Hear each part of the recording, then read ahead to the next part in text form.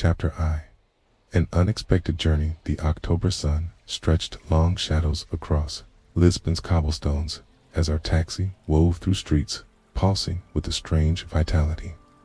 I had grown used to Poirot's sudden whims and cryptic summons over the years, but this abrupt journey to Portugal caught me off guard. One moment, we were easing into our familiar autumn routine in London. The next, we were on a flight to what the papers dubbed Europe's last sanctuary. Poirot, I ventured, tugging at my collar against the unfamiliar warmth. You've been tight-lipped about this telegram from the consulate. Surely you can share why we've been hauled across the continent? My friend sat beside me, his egg-shaped head tilted slightly, those keen green eyes scanning the passing scene. His immaculate mustaches, unyielding despite the journey, twitched faintly, a telltale sign of deep focus. Patience, mon ami, he replied, smoothing an invisible wrinkle in his pristine suit. All will reveal itself in time. For now, observe Lisbon. She is a grand stage, n'est-ce pas, and, upon it, players from every corner of Europe enact their little dramas. Even from our brief taxi ride, the city's singular character was undeniable. Refugees in threadbare coats darted past elegant cafes where diplomats in tailored suits sipped coffee. German and British voices blended with Portuguese and Spanish in a cacophony drifting through our open window. Diplomatic plated motor cars vied for space with donkey carts, while uniformed officials from countless nations scrutinized papers at every turn. Our destination. The Hotel Tivoli was a splendid edifice that could rival any in Europe's capitals. Its cream-colored facade towered 5 stories above the Avenida de Libertad, adorned with ornate balconies overlooking the bustling avenue. As we ascended the stone steps to the entrance, I noted the lobby's display of international newspapers, their headlines blaring in half a dozen languages, though many bore curious signs of censorship, cut or torn, leaving gaps where articles should have been bombed. Dear gentlemen, you must be MCE Poole and Captain Hastings.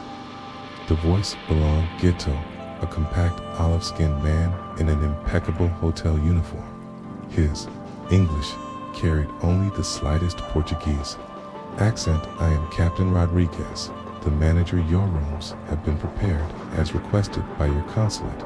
As Rodriguez led us across the marble-flued lobby, I could not help but notice the extraordinary mix of guests near the ornate fireplace. A distinguished gentleman with silver hair and a mule read what appeared to be a German newspaper, his movements precise and methodical. A small table by the window.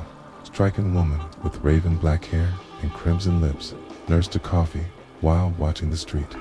With intense, dark eyes, her dress was elegant but not ostentatious, the sword worn by some unaccustomed to moving in society, but currently traveling light, quite the international gathering.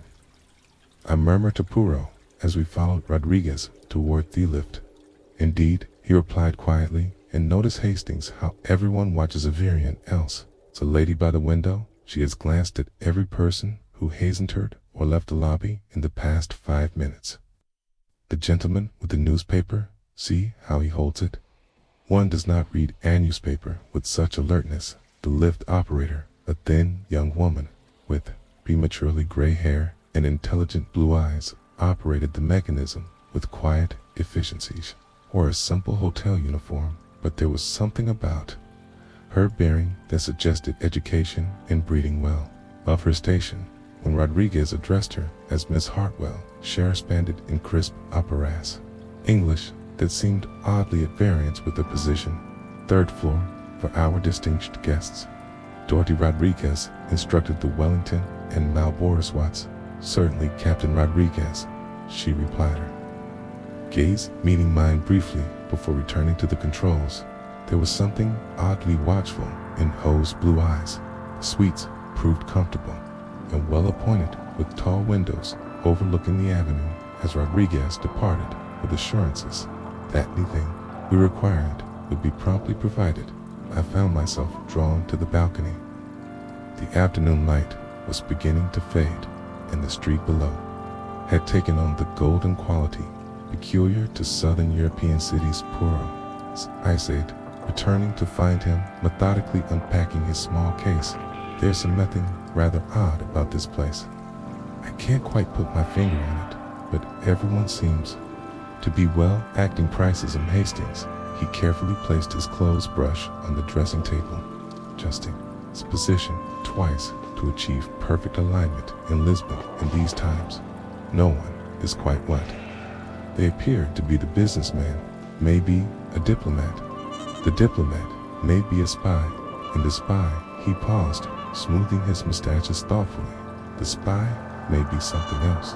Terralithra, the thin walls. I could hear the murmur of voices from the adjacent room. A man's voice, speaking in accented English, seemed agitated about something. The words were indistinct, but the tone carried clearly urgent, perhaps even frightened. I whispered, "Shouldn't we?"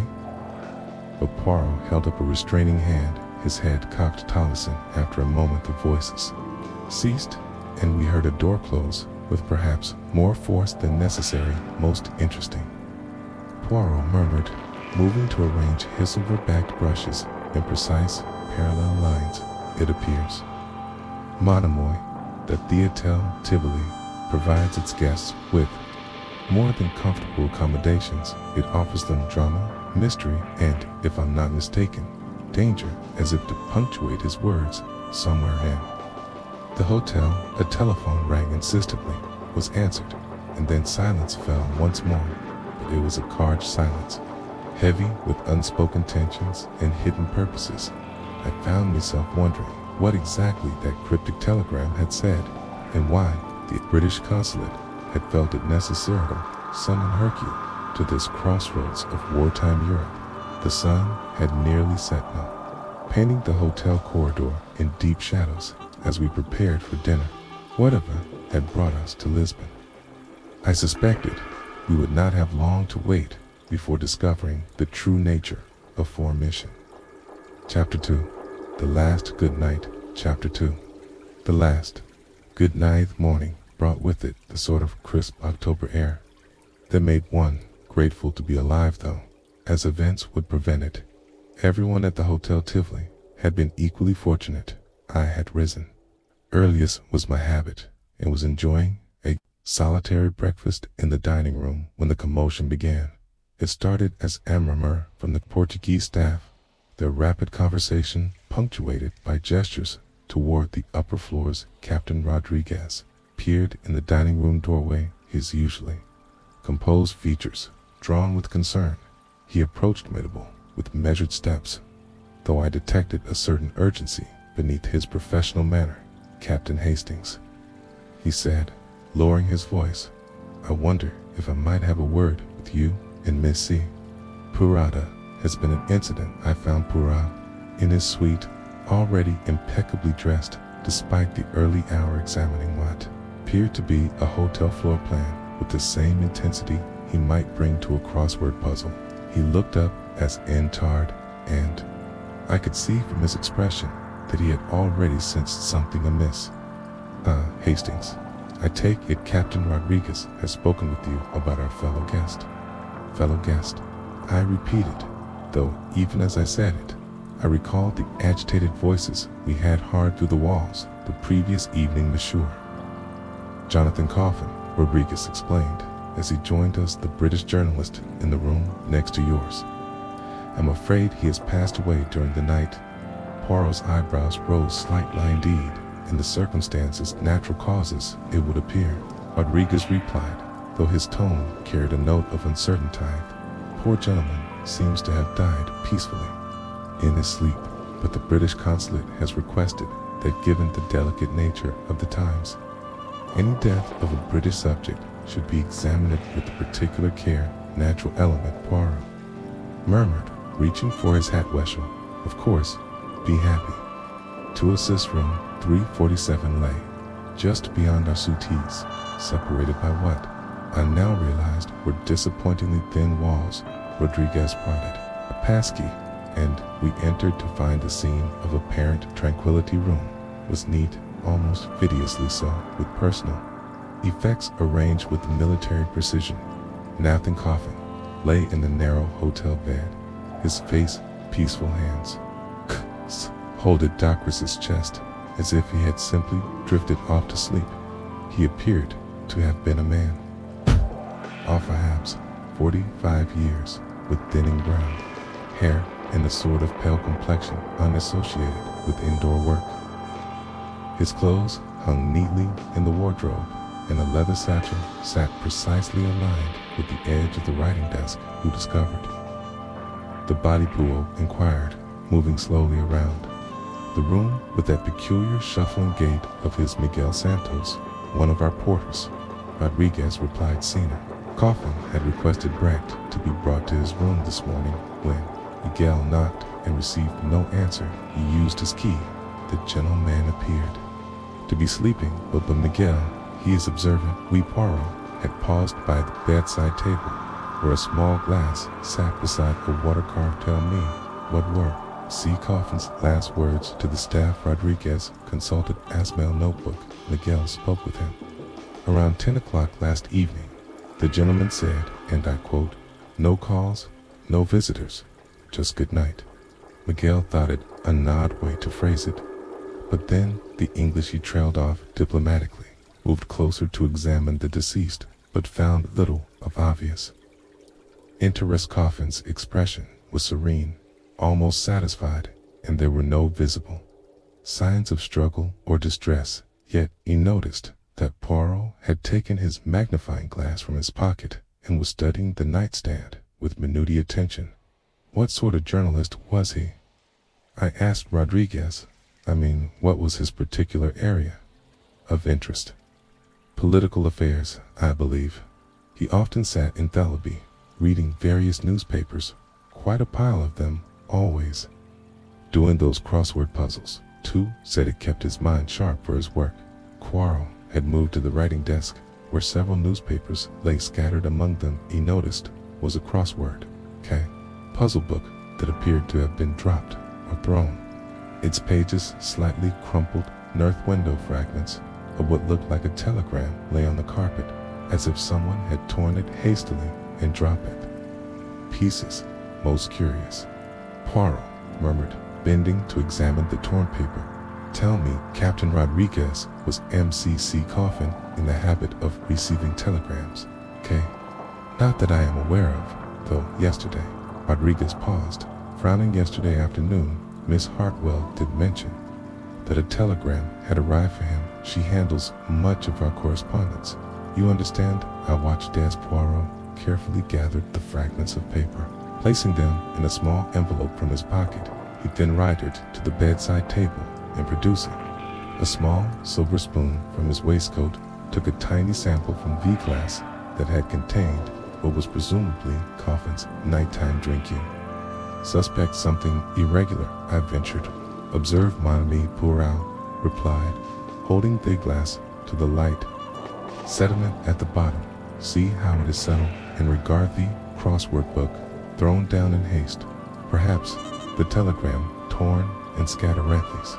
Details, they speak to pool of agitation, of urgency, not the actions of a man preparing peacefully for sleep.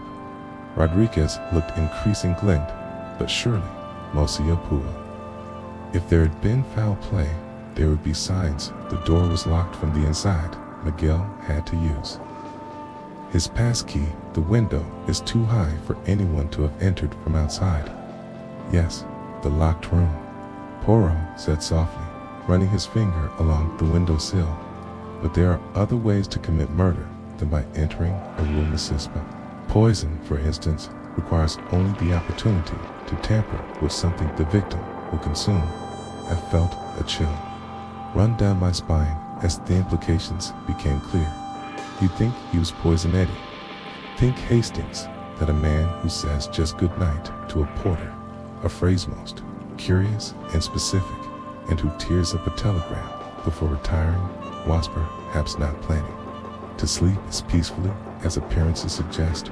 Through the window, I could see the morning bustle of Lisbon, beginning in earnest, diplomats and refugees, businessmen and pleasure seekers, all going about their daily business in this strange neutral. Having it here in this quiet hotel room, it seemed that the war's dark occurrence had found their way inside. Poirot had completed his examination, tenacious, carefully smoothing his mustaches, always a sign that his little gray cells were working with particular intensity. The peaceful scene before us had been transformed in his capable hands into something far more sinister as we prepared to leave the room. I found myself wondering which of our fellow hotel guests might have wished Jonathan Coffin a more permanent good night than he had bargained for. Chapter 3. Shadows and Secret. Chapter 3. Shadows and Secrets. Morning sun had given way to gray clouds by the time Poirot announced his intention to interview those hotel guests who had been acquainted with the late Jonathan Coffin. Captain Rodriguez had provided us with a list of residents had spoken with the journalist during his week-long stay, and it was, as observed, a most international gathering. We shall begin, he declared, settling himself in the hotel's small reading room with the order of proximity, those closest to Monsieur Coffin's room, and then we shall work our way outward like ripples in the pond. Our first interview was with Miss Dorothy Hartwell, the lift operator we had encountered the previous evening in the daylight. Her prematurely gray hair and intelligent blue eyes seemed even more innocuous with her humble position. She sat with perfect posture, her hands folded in her lap with a precision that would have done credit to a finishing school. I understand you handled correspondence for the hotel guests, Poirot began gently. Perhaps you could tell us about Coffin's habits regarding mail and telegrams. A Coffin was most particular about his correspondence, she replied in her crisp accent. He received several telegrams during his stay. Though yesterday's was unusual. In what way unusual? Miss Hartwell's fingers tightened, almost imperceptibly. Well, it was marked urgent, but when I delivered it to his room around 4 o'clock, he seemed more distressed than pleased. He asked several questions about who had delivered it and whether anyone had seen it Aravand. Had anyone not that? I observed, though she paused, glancing toward the window, where rain had begun to spatter the glass. Honora Vasquez was in the lobby when it arrived. She's quite observant about the comings and goings of other guests.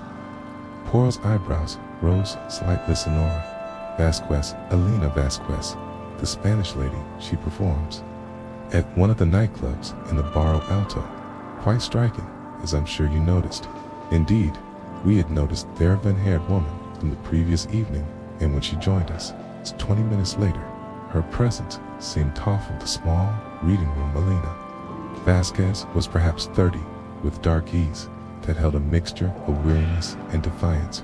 Her English was excellently touched with a melodious Spanish accent. Poor Senor Coffin, she said, settling gracefully into her chair. Such a quiet man, but there was something, how do you say, troubled about him these past few days. You spoke with him, ransomly? Poirot inquired. But of course, we are all exiles here, in our way, the English, the Germans, the Spanish. We find ourselves thrown together by circumstances beyond our control. Hands moved expressively as she spoke. Signora Coffin. He would sit in the lobby evening, reading his newspapers and working those puzzlesome times. We would speak of the war of home and what was his mood yesterday evening. Elena's expression grew thoughtful, nervous. I think he kept looking toward entrance as if expecting someone. When I asked if he was well, he said something strange, that he hoped tomorrow would bring better news than today. Had I found myself studying her carefully. There was something rehearsed about her responses, as if she had prepared for these questions. Yet when she spoke of Coffin's nervousness, I detected what seemed to be genuine concern. Tell me, Signora, Poirot continued, did you observe anything unusual about the hotel last evening? Any visitors? Perhaps our conversations of note. The German gentleman, Senior Weber, he seemed agitated, more so than usual. She lowered her voice conspiratorially, paced the lobby for nearly an hour after dinner, checking his watch constantly, and he made several telephonicals from the booth near the reception desk. Friedrich Weber, when summoned, Provetto, be the distinguished gentleman with the Monel we had. Observed reading German newspapers, he was perhaps 55, with silver hair meticulously combed and a bearing that suggested military training. His English was precise, but heavily accented. I knew Herr Coffin only slightly.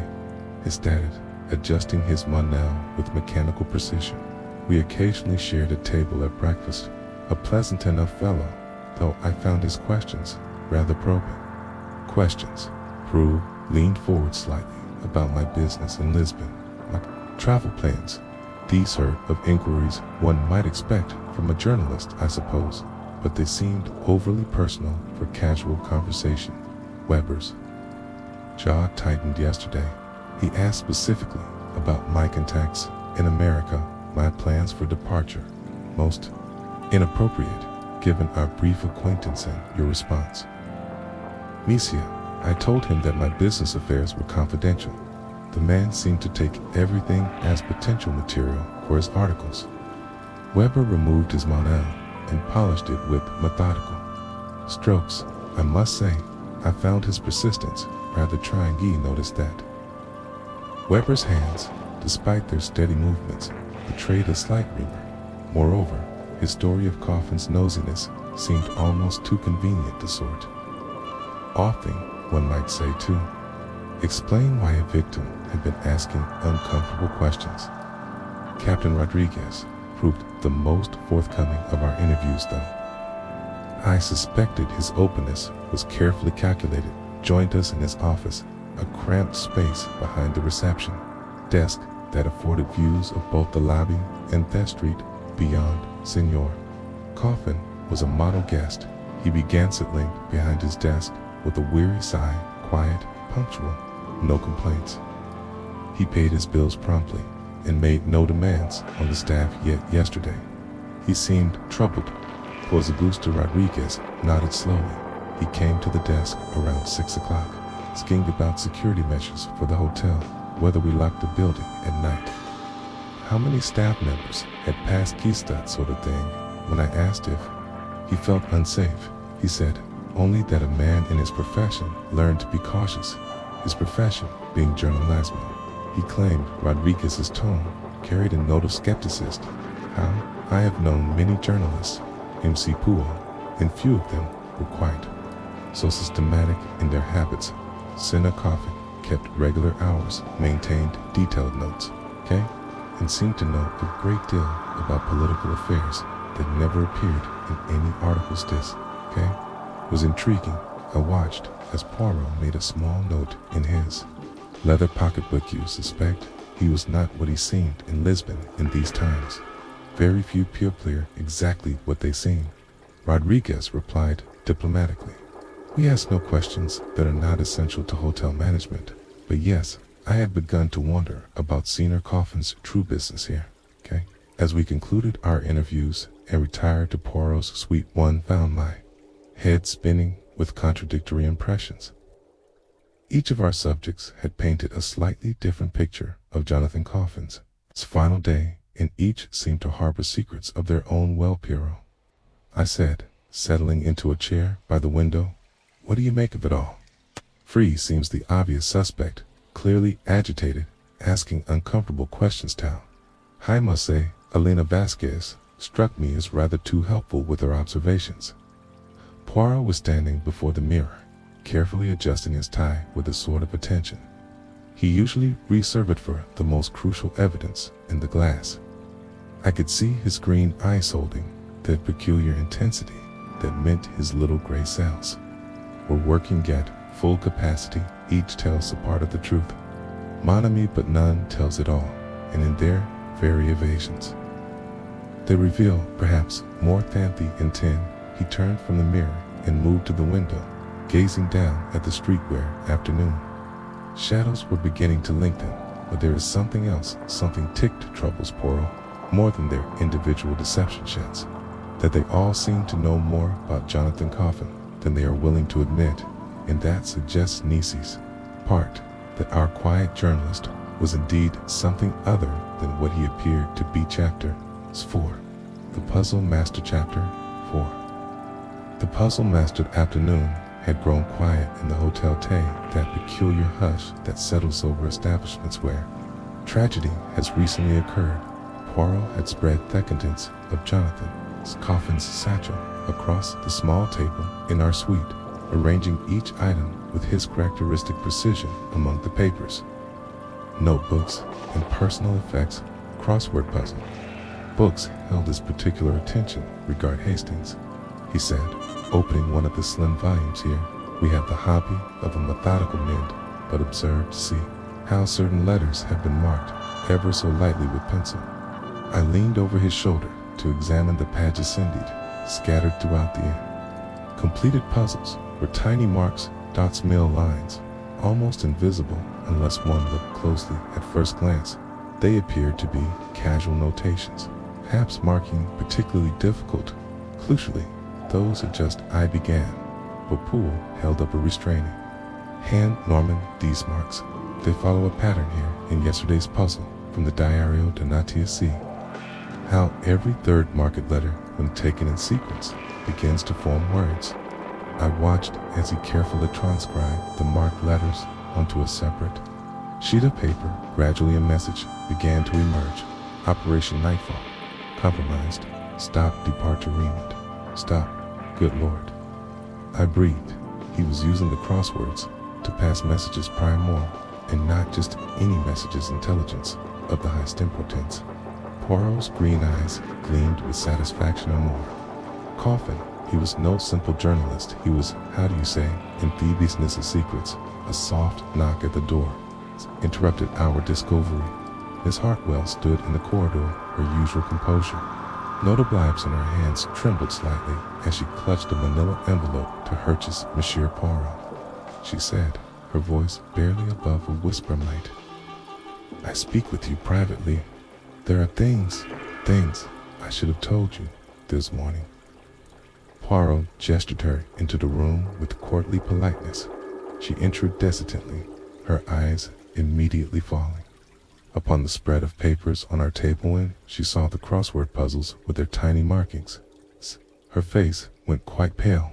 You've discovered it then, she said, sinking into the offered chair. James always said the code was too simple, but it worked so well for so long. James the first interjected, but I thought his name was Jonathan Coffin. Miss Hartwell looked between us, her resolve clearly wavering. Finally, she opened the envelope she carried and withdrew a photograph. It showed our deceased hotel guest. Buff was wearing a British military uniform with the insignia of a major. His real name was James Crawford, she said quietly. Major James Crawford, British Intelligence. And I. She paused, straightening her shoulders with what appeared to be considerable effort. I am Dorothy Hartwell, Special Operations Executive. I was assigned to watch him. The revelation hung in the air like a thunderclap. I found myself staring at this prim, gray-haired woman who had operated our lift with such unassuming efficiency, trying to reconcile her appearance with the world of espionage and secret operations. You were watching him. Poirot, exceptionally, for what purpose? James had been transmitting intelligence from Lisbon for over a year. Miss Hartwell explained her professional training, now asserting itself over her emotional distress. Information about German shipping movements, Spanish diplomatic activities, refugee patterns that might indicate enemy operations.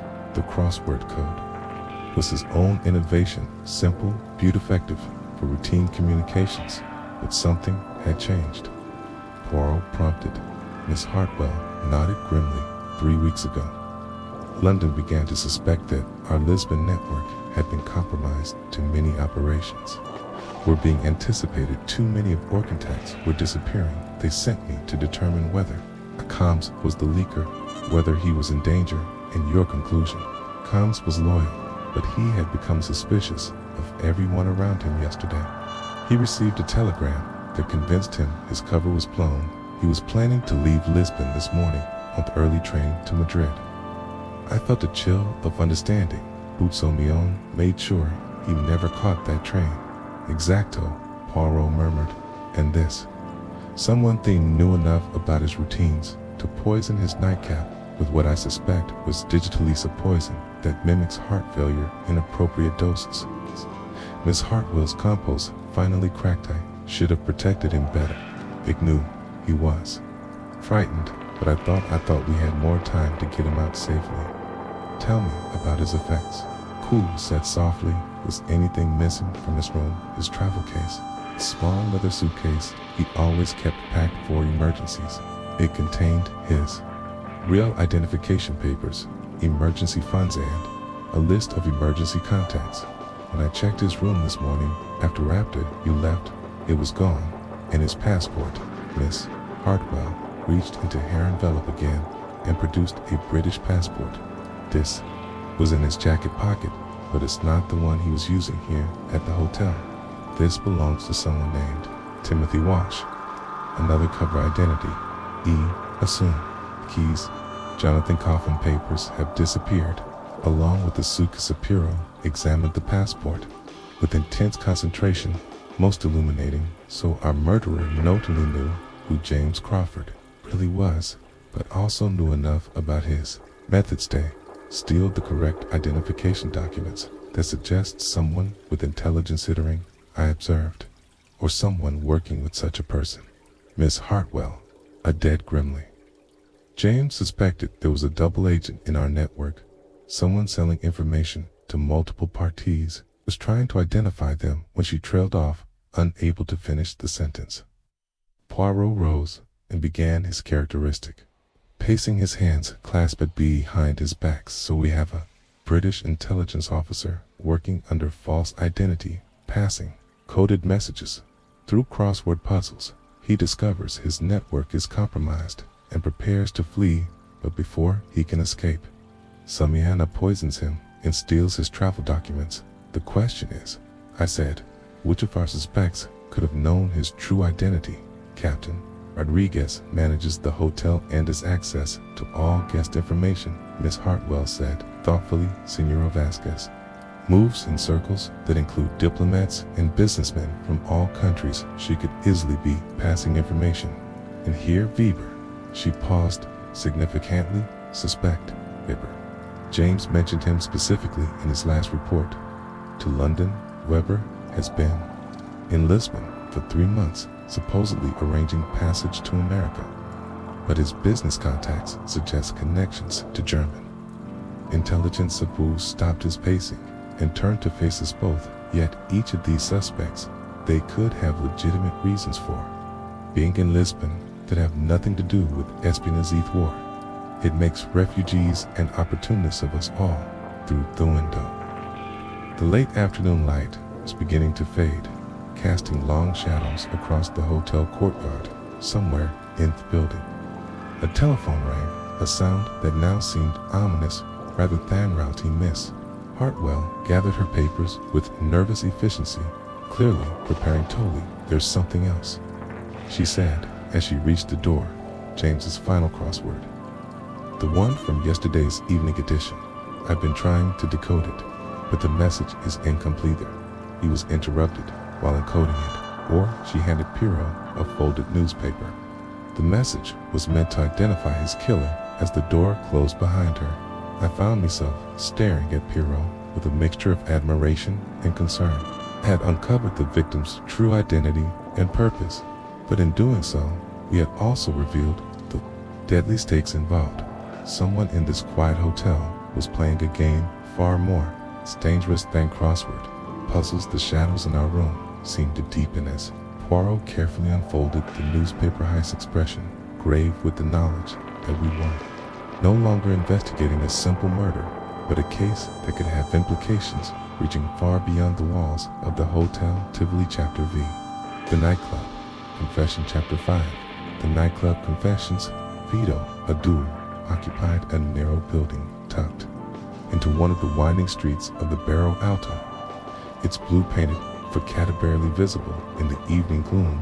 Poirot had suggested we observed Elena Vasquez in her professional environment, reasoning that people often revealed their true selves when performing throws they had chosen, rather than those circumstances had forced upon them. The interior was intimate, perhaps, seating no more than 40 guests at small tables arranged around a tiny stage. Smoke from countless cigarettes created a hazy atmosphere that seemed to muffle both sound and sight, lending the room an air of conspiracy. As we settled at a corner table with a clear view of both the stage and the entrance, I noticed that the Cliano was as international as that of our hotel. Observe Hastings, Poirot murmured, nodding toward a table near the stage where Friedrich Weber sat alone, nursing what appeared to be his third brandy. Our German friend seems to have developed a taste for Portuguese fido, or perhaps it is the singer who draws him here. Indeed, for his attention was fixed upon the stage with an intensity that seemed to go beyond mere appreciation of the music wand. Elena appeared in a flowing black dress that emphasized her dramatic coloring. His posture straightened nautically. Elena's voice was rich and melancholy, perfectly suited to the haunting traditional songs that spoke of loss, longing, and the sorrows of the sea. Yet I found myself watching the audience as much as the performer. Captain Rodriguez sat at a table by the back wall, positioned where he could observe the entire room. Miss Hartwell had declined to join us, claiming fatigue, but suspected she was conducting her own investigations elsewhere. Re-entering the interval, Elena moved among the tables with practiced grace, speaking briefly with various patrons. When she reached Weber's table, their conversation appeared cordial enough, though I noticed that her smile seemed forced and her hands trembled slightly as she accepted his offered cigarette. She is frightened, Poirot observed quietly, but of what or whom? Stingsworth came sooner than expected as Elena returned to the stage for her second set. Verbera rose abruptly and made his way toward the exit. His movements were careful, but urgent, like those of a man trying not to appear to be fleeing. Pooh's eyebrows rose slightly, and he signaled for the bill. We followed. Weber at a discreet distance, though it soon became apparent that he was indeed returning to the Hotel Tivoli.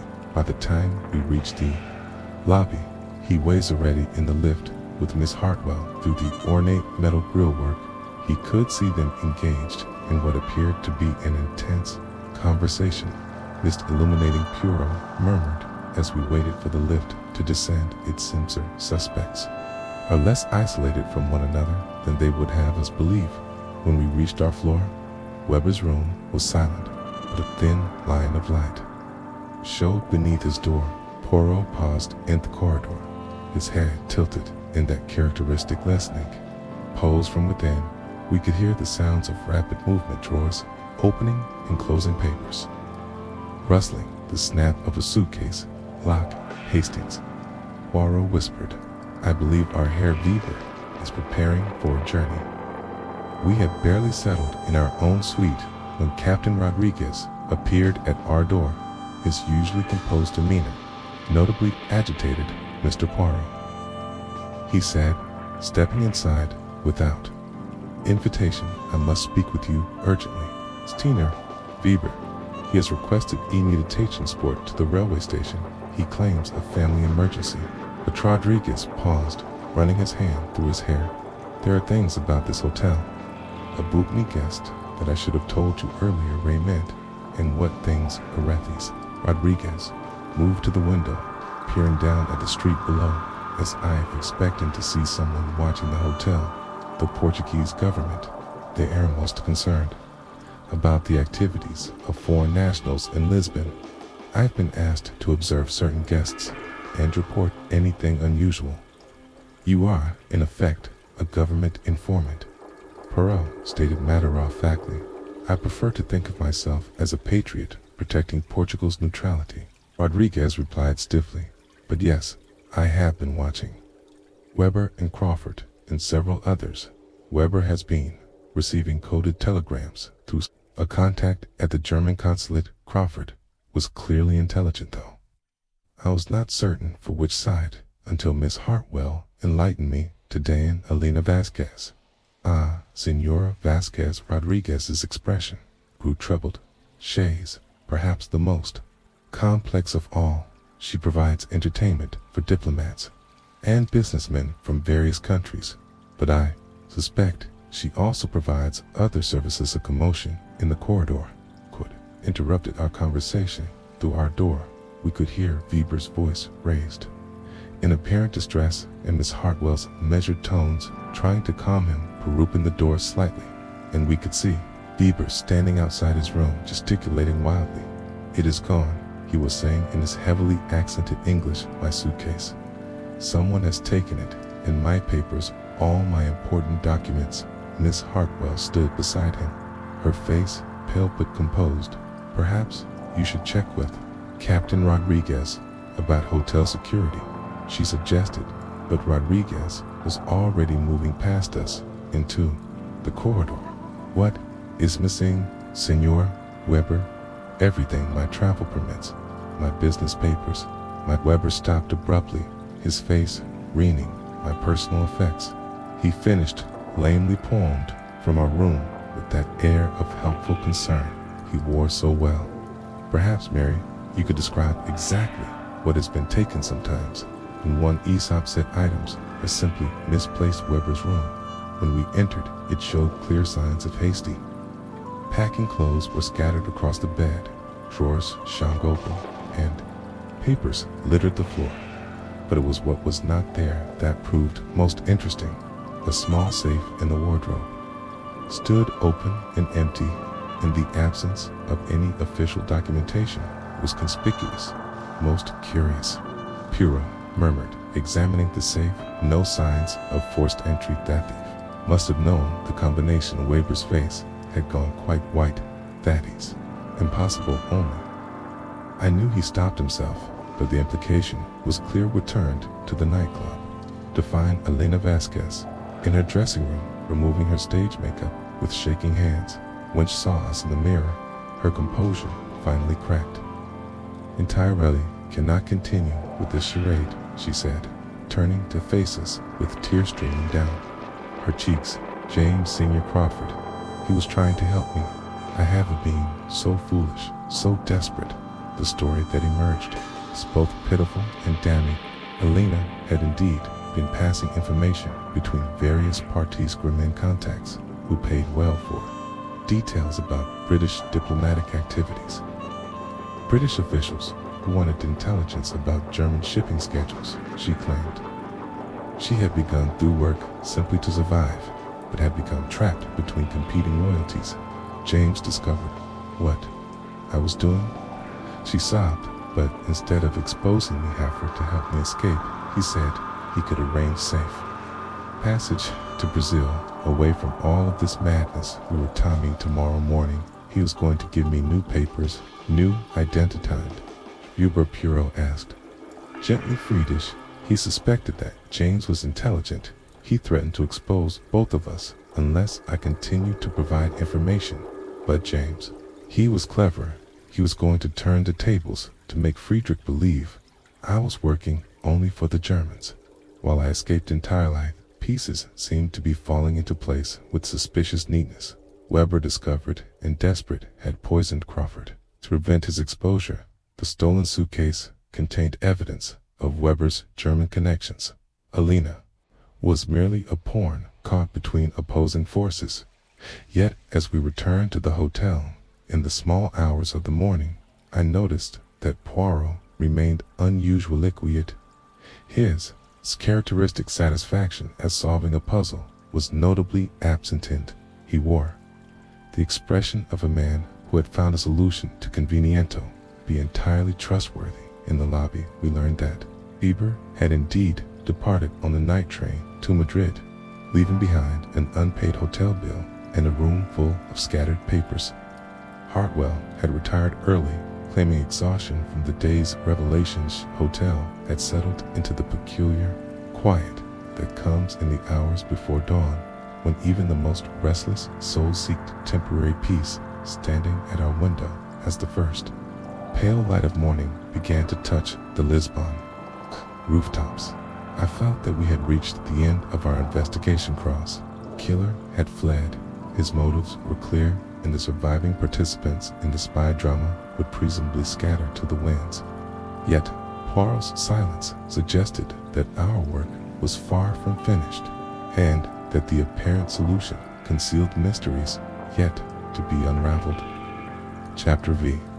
The double-crossed news reached us at breakfast, delivered by a grim-faced Portuguese police inspector who spoke careful English with the precision of a man translating each word in his mind before speaking it aloud. Friedrich Weber had been found in the early hours of the morning, floating face down in the Targus River near the Kiz door.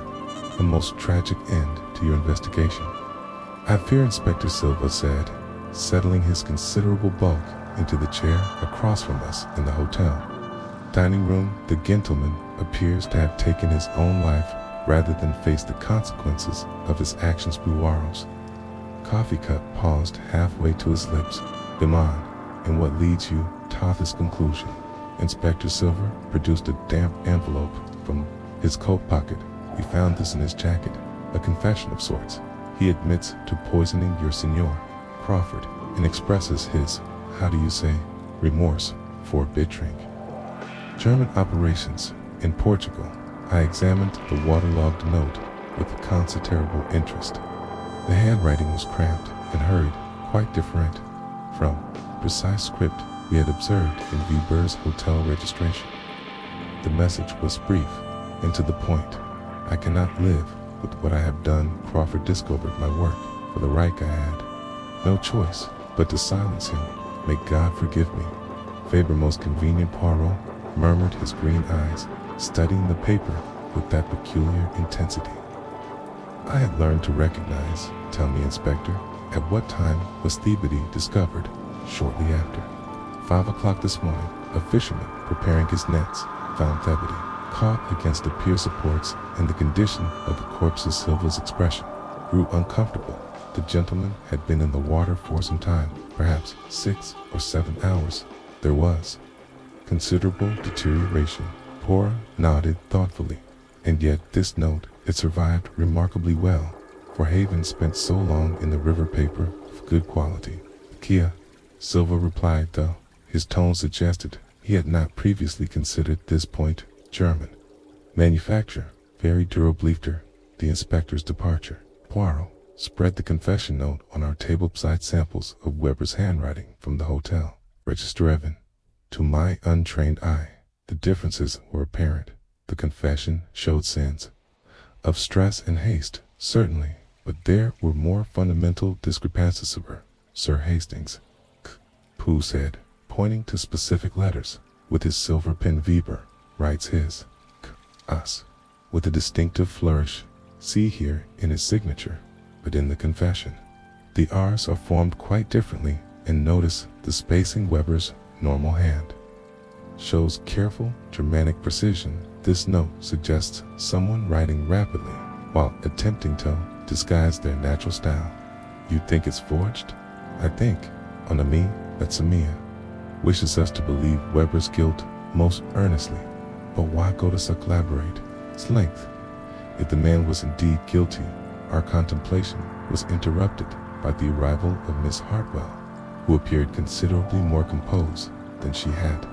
Tedious evening. She carried herself with the sort of professional bearing I associated with military personnel, and I noticed that her gray hair had been arranged more severely, lending her face a harder, more authoritative cast. Just heard about Weber, she said, without preamble. Most unfortunate, though I suppose it saves everyone a good deal of trouble. You seem remarkably sanguine about that of a fellow human being. I observed in my line of work, Captain Hastings, one learns to view such matters pragmatically. Weber was a German agent. His confession conforms what we suspected about James's death. Justice of the sort has been served. Poirot leaned back in his chair, his fingers steepled before him. But there are certain inconsistencies that troubled me. For instance, the timeline. Weber left the hotel at approximately 10 o'clock last evening, yet the medical evidence suggests he entered the water no earlier than midnight. Where was he during those intervening years? Miss Hartwell's composure flickered slightly. Suppose he was arranging his affairs, writing the confession, contemplating his actions, etc. But there is another possibility, that someone else wrote the confession after. Weber was already dead. The conversation was interrupted by the arrival of Captain Rodriguez, accompanied by a man I had not previously encountered. Stranger was perhaps 40 years of age, with thinning, sandy hair and the sort of unremarkable features that would make him easily forgettable in a crowd. His clothes were well tailored, but not ostentatious, and he carried himself with the quiet confidence of a professional. Q. Rodriguez said, "May I present Thomas Whitfield of the British Embassy has some information that may be relevant to your investigation." Whitfield extended his hand with a firm grip. "I understand you've been looking into poor Crawford's death. Nasty business, though I'm relieved to hear his killer has been identified." "You knew Crawford?" Poirot inquired. "Indeed, worked together on several occasions. James was one of our most capable operatives in the Iberian Peninsula." Field glanced meaningfully at Miss Hartwell, "though I confess I'm surprised to find Dorothy here the last. I heard she was assigned to the Italian front." Miss Hartwell's face had gone quite pale. "My assignment was changed," she said stiffly. "Priorities shifted." "Curious," Whitfield mused. "I received non-notification of additional personnel being assigned to the Lisbon station. In fact, my instructions were quite specific. James was to work alone on this particular operation." I felt the familiar tension that preceded one of Poirot's revelations. The little, cool Belgian was watching both British agents with the sort of attention a cat might pay to two mice in the same cage, perhaps. "MCPO suggesto Whitfield, you could enlighten us about the nature of this operation." James was investigating suspected leaks in our Portuguese networks. Leon had been selling information to multiple parties, Germans, Spanish, even the Americans on occasion. His crossword code was meant to be a secure method of reporting his findings back to London. And what had he discovered? Whitfield's expression grew grimted. The leak came from within our own organization. Someone with access to our codes, our personnel files, our operational procedures. James's final communication indicated he had identified the traitoress. Hartwell had been growing increasingly agitated during this exchange.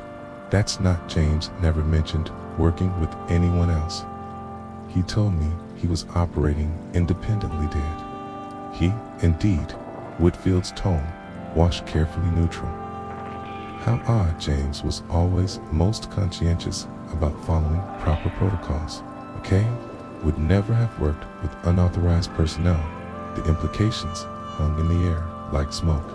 Either Miss Hartwell was lying about her assignment, or Whitfield was lying about Crawford's instructions. One of our supposed allies was not what they claimed to be. Poirot rose from his chair and moved to the window, gazing out at the busy street below, most illuminating. He murmured, "It appears that our case is rather more complex than a simple matter of German espionage and remorse driven suicide." He studied the torn telegram that Crawford had received on his final day, the fragments of which Poirot had painstakingly reconstructed. The message was brief but clearly urgent. "Nightingale on prison. Stop aboard. Mission, stop trust. No one stop Nightingale." I said aloud. That must have been Crawford's code name. Precismo. Poirot agreed. And this message was not an instruction from London. It was a warning from Crawford himself, meant for someone he trusted, but that someone never received it because the telegram was intercepted and destroyed. The realization hit me with the force. OAVA thunderbolt. Crawford had discovered the identity of the double agent and had tried to warn us. contact with the warning had been intercepted, and Crawford had been silenced. Before he could expose the traitor, Whitfield and Miss Hartwell continued to eye each other with barely concealed suspicion, each clearly wondering what the other might know or suspect. The atmosphere in the room had grown heavy with unspoken accusations and carefully guarded secrecies. The morning progressed, and we learned more details about Weber's death. The inconsistencies multiplied. The German's behavior the previous evening had been suspicious, certainly, but it was the behavior of a man fleeing danger. No embracing it. His disappearance from the hotel had been hurried, but not desperate as suggesting. He believed he still had options available to him. The forged confession, the convenient timing of his death, and the conflicting stories from our two British agents all pointed to a more sinister conclusion. Weber had not killed himself from remorse. He had been murdered to prevent him from revealing what he knew about the real killer. Someone was using the chaos of warding espionage to cover their tracks, and that someone was still among us, still dangerous, and still very much alive. Chapter 7. The final transmissions. Afternoon found Poirot hunched over Crawford's final crossword puzzle with the intensity of a scholar, examining an ancient manuscript. He had spread the newspaper across the writing desk in our suite, surrounded by sheets of paper covered with his meticulous notes and calculations. The puzzle itself appeared unremarkable, a standard grid from the previous evening's diario, idiotic, but I had learned never to underestimate the significance of anything that captured my friend's attention. So complete a lithe pattern. She is different, he murmured, more to himself than to me. All of Crawford's previous coded messages, they followed the same system, every third marks letter in sequence. But this final puzzle, he paused, tapping his pen against his teeth in that characteristic gesture of deep thought. What's different about Itrigord Hastings here in the corner? See how these particular squares have been filled with letters that do not belong to the puzzle solutions. They are correct answers, but they spell words that have nothing to do with the clues provided. I leaned over his shoulder to examine it. Grid more closely indeed. Several answers appeared to have been deliberately altered, where the clue called for Lisbon. Someone had written London, where neutral was required. Trader had been substituted. Crawford was improvising. I realized this wasn't a standard intelligence transmission. He was trying to send a completely different kind of message. Exact. Poirot's green eyes gleamed with satisfaction when we decoded. Using his established pattern, he carefully transcribed the altered letters onto a fresh sheet. London agent, double GameStop, selling go sides, stop proof, in Wellington Suite, stop trust, only Nightingale. Stop. The implication struck me like a physical blow. Crawford had discovered not just any double agent, but someone operating from London itself, someone with access to the highest levels of British intelligence, who was playing all sides for profit. Good Lord, I breathed. He was trying to warn Nightingale, whoever that is. But that is where you are mistaken, Mama. Nightingale was not the intended recipient of the warning Forrest was. Carried that note of quiet certainty that indicated his little gray cells had reached a definitive conclusion. Nightingale was the warning Crawford had discovered, that his trusted contact was the very person selling British secrets. A knock at our door interrupted this revelation. Thomas Whitfield entered with a sort-of determined efficiency that suggested he had been rehearsing his approach. His earlier affable manner had been replaced by something altogether more businesslike, and I fancied rather more threatening. Monsieur Poirot, he began without preamble. Just received word from London regarding the Crawford matter, given Weber's confession and subsequent suicide. The case is to be considered closed. No further investigation is required or desired. Poirot's eyebrows rose slight-lined. How remarkably prompt of London to reach such a conclusion. The matter involves sensitive intelligence operations. Whitfield continued, his tone growing firmer. Prolonged investigation, compromise ongoing missions, and endanger personnel still. In the field, Weber's guilt is established. Justice has been served in its own way, and the security breach has been sealed in. Yet Poirot said mildly certain questions remain unanswered. For instance, how did Weber know Crawford's true identity?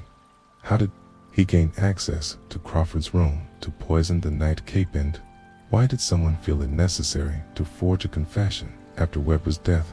Whitfield's jaw tightened perceptibly. Those are details that may never be fully explained in intelligence work.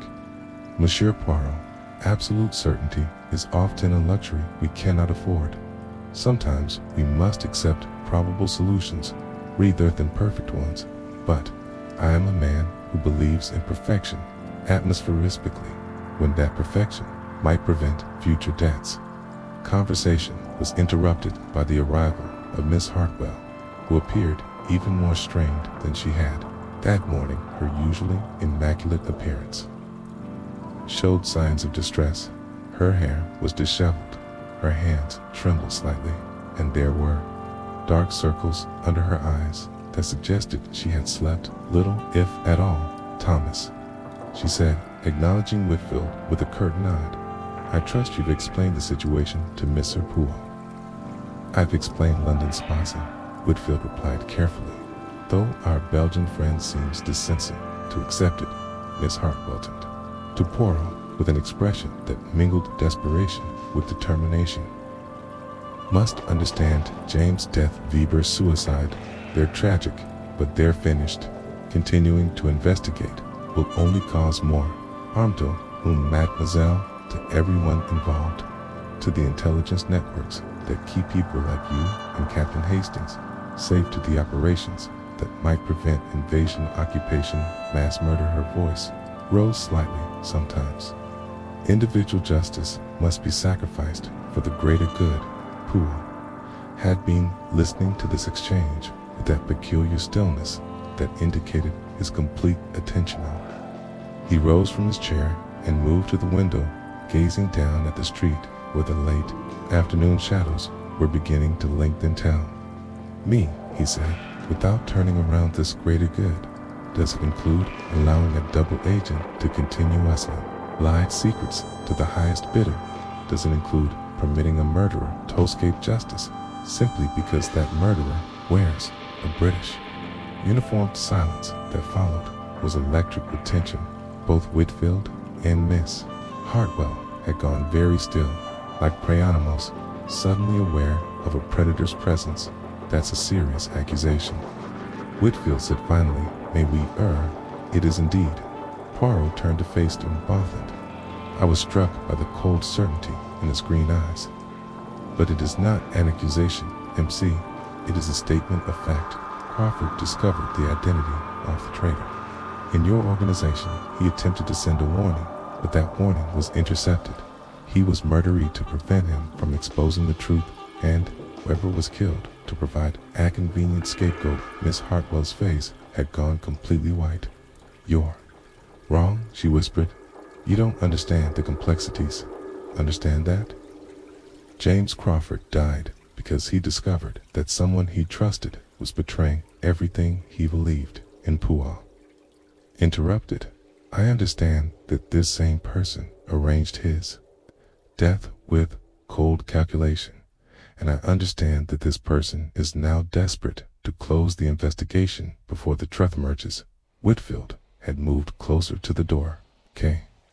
I noticed, positioning himself between us and the exit. "Even if your theories were correct, Hest, carefully, what could you possibly hope to achieve? Weber is dead. Crawford is dead. The secrets they knew died with them." "Ah, but that is where you are mistaken," Poirot replied with a small smile. "Crawford was too clever to keep all his evidence in one place. His final crossword puzzle contained not just a warning, but directions to where he had hidden proof of the double agent's activation this evening. I have found that proof." The effect of these words was immediate and dramatic. Miss Hartwell swayed as if she might faint, while Whitfield's hand moved instinctively toward his jacket pocket. The movement was subtle, but in the charged atmosphere of the room, it seemed as significant as a shout, "You're bluffing," Whitfield said, but his voice lacked conviction. "We shall see, Monsieur. Tomorrow morning, I intend to present my findings to Inspector Silva and the British consulate. All will be revealed, the identity of the double agent, the method by which Crawford was murdered, and the circumstances surrounding Weber's convenient suicide bureaus." Voice carried the finality of a judge pronouncing sentence. "Justice, as you say, will be served." As our unwelcome visitors departed, Miss Hartwell, leaning heavily on Whitfield's arm, found myself studying Poirot with considerable concern. His confident assertions about finding proof troubled me, particularly since I had observed no such discovery. "Poirot," I said, once we were alone, "this proof you mentioned, where exactly did you find it?" He turned from the window with that enigmatic smile I had learned to both admire and mistrust. "He had found it, mon ami, in the very place Crawford indicated, in the behavior and reactions of those who believed themselves clever enough to commit the perfect crime." The evening settled over Lisbon with a sort of heavy stillness that precedes a thunderstorm through our window. The lights of the city began to twinkle like stars, but there was no peace in the illumination. Somewhere in the Hotel Tivoli, a murderer was making desperate plans, knowing that the morning would bring either escape or exposure. The stage was set for what I suspected would be the most dangerous night of our entire investigation. Chapter 8. Goodnight. Indeed, Chapter 8. Goodnight. Indeed, the hotel lounge had never seemed so charged with tension as it did that evening, when Poirot requested the presence of all parties involved in Waith termed the Crawford affair. The October rain droned against the tall windows, creating an atmosphere of intimacy that seemed to draw the small gathering closer together, like conspirators sharing secrets by lamplight. Linnea Vasquez sat near the fireplace, her usual dramatic poise replaced by nervous caution. Captain Rodriguez occupied a chair by the door, his professional demeanor intact despite the strain of recent events.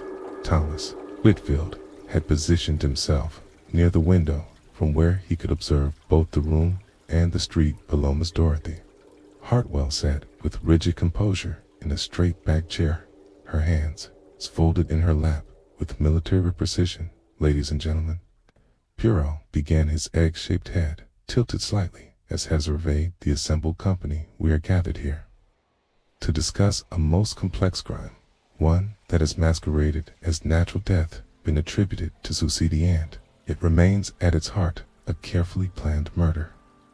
Inspector Silva had joined us for the evening's revelations, his notebook ready and his expression skeptical. But M.C. Poirot, he interjected, "We have confession. The case is resolved." "Ah, but is precisely where we begin to unravel the deception," Poirot replied, producing the waterlogged note from his waistcoat pocket. "This confession riddles us much, but not what its author intended to observe, if you please. Handwriting." He placed the confession beside samples of Weber's genuine writing that he had collected from the hotel register. Even in the lamplight, the differences wherein mystical, the forger was skilled, but not skilled. Enough notice how the letter formations differ under stress. More importantly, notice what the confession does. Not say it admits to poisoning Crawford, but it provides no details of method, no explanation of opportunity, no mention of specific motives. Beyond general betrayal, Whitfield shifted uncomfortably in his chair. Surely the details are less important than the admission of guilt or contraire, Mr. Whitfield, in murder. The details or everything in the details of this case tell us that Friedrich Weber was incapable of committing the crime to which he confessed. Poirot began his characteristic pacing, his hands clasped behind his back. "Let us examine what we know of Crawford's final evening he received an urgent telegram that distressed him greatly. He spent the evening working on his crossword puzzle, not the innocent hobby it appeared, but a method. Often coding intelligence, he spoke to the porter Miguel, saying, "No calls, no visitors, just good night." And sometime during the night, Digitalis, ways introduced into his bedtime drink Weber, had access to the hotel Rodriguez pointed out he could have. Entered Crawford's room, but Goody Poo paused in his pacing. Crawford was an experienced intelligence operative, suspicious and careful. His door was locked from the inside. Remember, how does one poison a man's drink in a locked room without entering? That room's silence stretched uncomfortably before Miss Hartwell spoke. Perhaps the poison was administered earlier before Crawford retired. Press a salute. I've identified the crucial point. The poison was indeed administered Radiria, but not by Weber, who spent his final evening at the Fardo Azul in full view of numerous witnesses. The poison was administered by someone with legitimate access to Crawford's room. Samayan he trusted completely. Poirot moved to the small table where he had arranged Crawford's personal effects. The final crossword puzzle, when properly coded, reveals Crawford's last communication, not intelligence about German shipping or Spanish diplomacy. Buddha, warning about a double agent operating from London, someone selling secrets to all sides, someone with access to the highest levels of British intelligence. Alina gasped softly. James suspected someone in his own organization. He more than suspected. Signora, he had discovered the identity of the traitor, and that discovery cost him his life. Hitfield's face had grown increasingly pale during this exposition. Even if there was such a person, he said carefully, how could you possibly identify them now? By understanding the psychology of the crime. Poirot replied, this was not a crime of passion or desperation. It was calculated, methodical, and executed with remarkable coldness. The killer not only murdered Crawford, but also arranged for Weber's death to provide a convenient scapegoat. He turned to face Miss Hartwell directly. Tell me, mademoiselle, when exactly did you realize that Crawford had discovered your activities? The effect of his words was immediate and devastating. Miss Hartwell's carefully maintained composure cracked like ice under pressure. Her face went deathly white and her hands began to tremble visibly. I don't know what you mean, she stammered, but I think you Doc Crawford's telegram. The one you delivered to his room was not from London at all. It was from Crawford Imsfeld, sent to test his suspicions about you when you delivered it personally, rather than leaving it at Thadisk when you asked those careful questions about his reaction. You confirmed his worst fears. Pugh's voice grew gentler, almost compassionate. You have been selling intelligence formats, perhaps years, not from ideology, but from desperation, financial difficulties, family obligations. Something drove you to betray your country for money. Crawford discovered pattern and compromised operations, traced it back to its source, and realized that his trusted contact was the very person he had been assigned to identify. Miss Hartwell's composure finally collapsed entirely. You don't understand, she whispered. My mother, the medical bills. I never meant for anyone to die. It was just information, just papers and schedule listed. Seemed unimportant, but they were important. Weren't they important enough that people deep beggars of what you sold?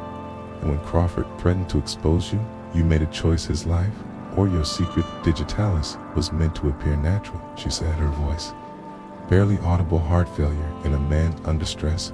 No one would question it. But then you arrived, started asking questions, so he improvised. You convinced Weber that his own identity was compromised, that he needed to flee immediately when he panicked and tried to leave the country. You followed him, killed him, and staged a suicide with that forged confession. Inspector Silva had been taking rapid notes throughout this revelation. The evidence. Mrs. Poirot, you proved these accusations. The evidence lies in the details. Blatantly, the killer could know. Poirot, replied Miss Hartwell, knew Crawford's room habits. His bedtime routine. She had access to his quarters in her role as hotel staff. She knew about the crossword code because Crawford trusted her with intelligence protocols. In most damning gulf, all she knew that good night was Crawford's code phrase. From missing compromised, he turned back to Miss Hartwell, who sat hunched in her chair like a broken doll. When Crawford said just good night to the porter, he was sending a final message, not to London, but to anyone who might investigate his death. He wasteling them that his mission had been compromised, that his cover was blown. It was his last act of defiance against the person who had betrayed him. The rain continued to beat against the windows as Inspector Silva quietly placed Miss Hartwell under arrest. She offered no resistance, seeming almost relieved that her charade was finally over. As she was led away, she turned back once to address the room. James was a good man, she said quietly. I never wanted him to suffer. I couldn't see any other way out. After her departure, the remaining group sat in stunned silence. Scylla wept quietly for the man who had tried to help her escape. The spy games that had trapped them all. Whitfield stared out at the rain-soaked street, perhaps contemplating how close it had come to closing the case with an innocent man's false confession. Captain Rodriguez methodically collected the evidence, his professional demeanor barely concealing his shock at their revelation. As for Poirot, he stood at the window, gazing out at the lights of Lisbon. That Greek stage where players from across Europe had acted out their small dramas in the morning. Some would continue their performances, while others would find their roles forever changed by Thevens. In room 347 of the Hotel Tivoli, the war would continue. Secrets would still be bought and sold, and the great game of nations would play on. But in one small corner of that vast conflict, justice had been served, and a good man's final message had been heard and understood. Sometimes, in the chaos, awful time that was the most one could hope for, the truth would eventually surface it, like letters rising from a crossword puzzle, spelling out words that mattered to those who knew how to read them. Mutra, thanks for joining us for Good Night, Mr. Coffin. You enjoyed this wartime adventure with Hercule Poirot. Don't forget to hit subscribe for more mysteries daily. Until next time.